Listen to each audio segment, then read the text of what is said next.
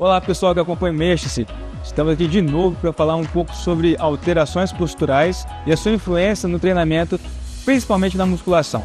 Para isso, convidamos de novo Carol, personal trainer, que vai nos auxiliar na execução dos movimentos e a gente vai apontar os defeitos dela como na última vez.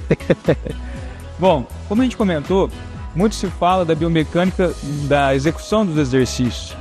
No entanto, para que a gente tenha mais sucesso e principalmente que a gente diminua o risco de lesões por conta do esforço repetitivo, por conta do excesso de carga ou mesmo pela carga intensa, é importante que a gente tenha um equilíbrio muscular para que a gente tenha uma postura adequada, para que na hora que execute o exercício, mesmo com altas intensidades, que a gente não leve ao estresse excessivo as articulações, tendões que compõem aquela articulação. Então, a última aula a gente falou um pouco sobre membros inferiores, hoje a gente vai falar um pouco mais sobre membros superiores. Quais alterações podem influenciar negativamente e reduzindo o teu desempenho e levando ao risco aumentado de lesões. Quando a gente fala de membros superiores, é gritante o falar das pessoas, né, as pessoas comunicarem que existe uma dor no ombro por conta do exercício. Muitas vezes a pessoa até executa o exercício corretamente, mas tem a dor no ombro, né? Então, o relato mais comum nas academias é lesão no ombro, acompanhado posteriormente de lesões no cotovelo, as tendinopatias, epicondilites, né? E mesmo essas epicondilites podem estar atreladas a alterações na região do tórax e ombro. Então, quando eu penso em executar um exercício, mesmo que eu tenha domínio da biomecânica, eu preciso entender se eu tenho um equilíbrio muscular que não tenha alterações da postura que vão levar a esse estresse aumentado. As alterações que podem influenciar significativamente na execução ou na performance do movimento são alterações da própria coluna, né? Como a gente fala, as cifoses, a escoliose, que é a alteração, né, na coluna lateralmente. E isso pode interferir também na dinâmica da articulação do ombro e, consequentemente, nas extremidades. O que a gente mais observa nas academias são alterações posturais que levam a uma alteração na performance do ombro, né? Que são as posturas cifóticas. Só pegando a Carol aqui para a gente avaliar, quando a gente tem uma projeção exagerada dos ombros, né, nesse sentido, ela pode estar atrelada a alterações da coluna, que a gente fala é um processo cifótico, ou não. A pessoa às vezes até tem uma postura adequada, no entanto, por um desequilíbrio muscular entre força dos músculos que a gente fala que tem influência nas escápulas, os músculos escapulares, podem projetar um alamento que a gente fala dessa escápula, fazendo com que a mecânica do ombro fique prejudicada. Uma dessas alterações a gente chama de discinese escapular. O que é isso? Quando essa escápula, lembrando que a gente tem um osso aqui grande, né, meio triangular nas costas, viram só um pouquinho, no qual o húmero se articula. Quando essa escápula, né, o bordo medial dela descola do gradil costal, das costelas, e projeta nesse sentido para frente, a gente tem um alamento dessa escápula. O que acontece? Fica um pouquinho de lado. O que acontece? Quando eu faço isso, a minha articulação do húmero com essa escápula, ela fica incongruente. A gente tem uma região aqui, que é a região do acrômio, que a gente fala que é um teto. Muitas vezes esse teto, né, onde passa por baixo dele estruturas tendíneas, como o tendão do músculo muito importante que chama supraespinhal, que compõe os músculos do manguito rotator, que estabilizam o ombro, ele é pressionado constantemente, porque essa postura exagerada nesse sentido reduz o espaço onde o tendão desse músculo passa. E aí, essa região, né, esse tendão, por conta dessa postura equivocada, muitas vezes por sedentarismo, a gente tem uma baixa irrigação sanguínea nessa região tendínea, provocando uma dificuldade de regenerar. Então, toda vez que eu tenho um movimento do braço para cima, esse teto impacta, pressionando, guilhotinando o tendão desse supraespinhal. E aí eu vou causando alterações nessa musculatura, inicialmente fragilidade, posteriormente pode ter pequenas rupturas que vão provocar alterações na estrutura tendínea, levando a lesão e, em alguns casos, até a ruptura.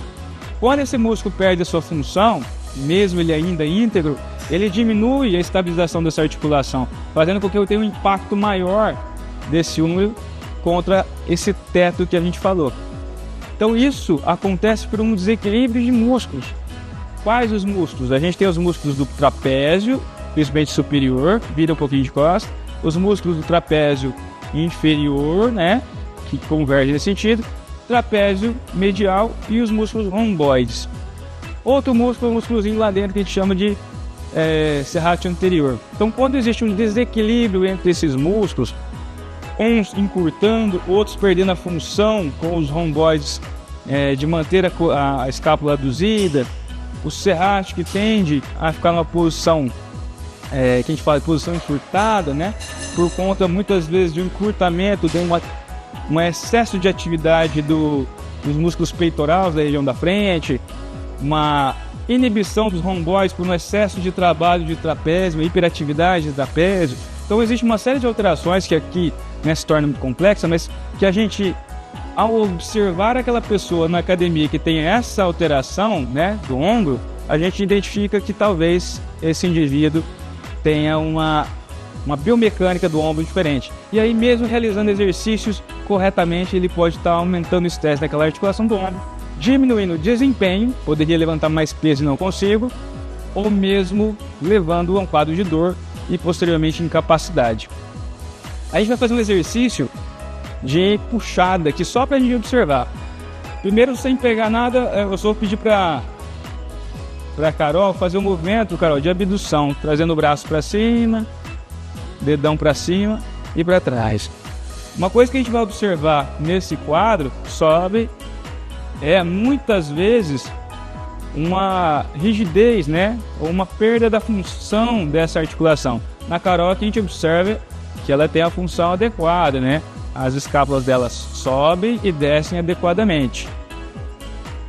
Muitas vezes, vou pedir só para você engessar esse lado, levantar o braço, mas tentar manter lá.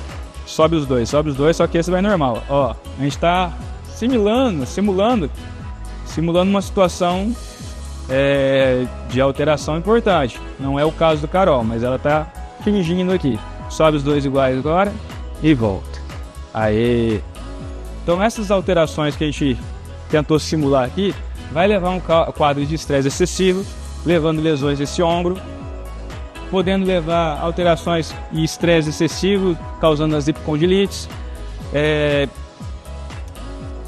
Então, para que a gente consiga ter um alto desempenho, quer dizer, colocar peso sem levar a lesões, a gente precisa melhorar. Qual que será que é o músculo que está fraco? Será que o trapézio, que é o mais comum, não está muito encurtado, hiperativo talvez, né? Causando uma redução da atividade dos outros músculos. Peitoral, será que o músculo peitoral não está muito encurtado? Então, entre os homens principalmente, mesmo aqueles que são já muito bem preparados, a gente observa, a gente avalia constantemente essas alterações, que é acompanhado de dor, né? Ah, eu treino pesado já há muito tempo, começou a dar uma dor agora. Não é de agora, né? É um quadro que se vem arrastando há bastante tempo. Vou pedir só para a Carol fazer um movimento aqui. Opa, vamos reduzir um pouco o peso. Aí. Ixi. Faz um movimento de puxada na frente.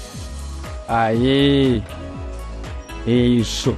Outra coisa que a gente tem que observar, e a gente consegue observar na própria execução do movimento, é o que a gente chama da mobilidade da coluna torácica.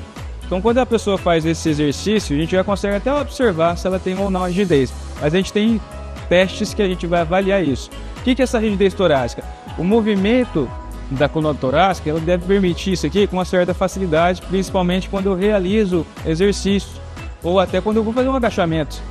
Se eu tenho essa rigidez, né, o indivíduo até tem a musculatura muito forte, mas essa coluna não acompanha o movimento, ela manda o estresse todo para o ombro. Quer dizer, o ombro ele depende da escápula, a escápula depende do gradil costal e dos seus músculos, e esse gradil costal ele vai movimentar de acordo com a mobilidade da coluna torácica. Então, quando ela faz o movimento, mesmo que eu não queira que ela faça uma envergadura na região lombar, mas eu preciso de uma certa liberdade na região torácica. Isso vai fazer com que eu tenha condições de distribuir a sobrecarga nas várias articulações e não deixar só em cima do ombro. Aí, muito bem. Aí, pode levantar. Bom, então é o que a gente quis mostrar. O complexo do ombro, ele é mais do que só a articulação do ombro. Ele depende da coluna torácica, mobilidade dela. Ela depende da boa relação de movimento da cintura escapular ou das escápulas, que são dependentes de um equilíbrio muscular. Vira de novo, Carol, rapidinho. Entre os vários músculos, olha quantos músculos que influenciam na escápula. É aqui, é aqui, é aqui. Músculos profundos, que a gente não observa agora, mas fazem esse direcionamento. Músculos internos mais profundos, como os músculos do manguito rotator, que envolve a cabeça do úmero. Então, um conjunto de músculos equilibrados que vão dar função a essa articulação. Para isso, eu preciso avaliar e entender se existe algum desequilíbrio. Tendo total condição, eu posso fazer o que eu sempre falo, arrancar o sangue sem ter medo de machucar essa pessoa. Então essa é a nossa orientação, a nossa indicação. Procure um profissional capacitado, fisioterapeuta ou mesmo um educador físico especialista, para que você tenha mais sucesso e longevidade nos seus treinamentos. Ok? Carol, mais uma vez, obrigado. Mais bem. Mexa-se.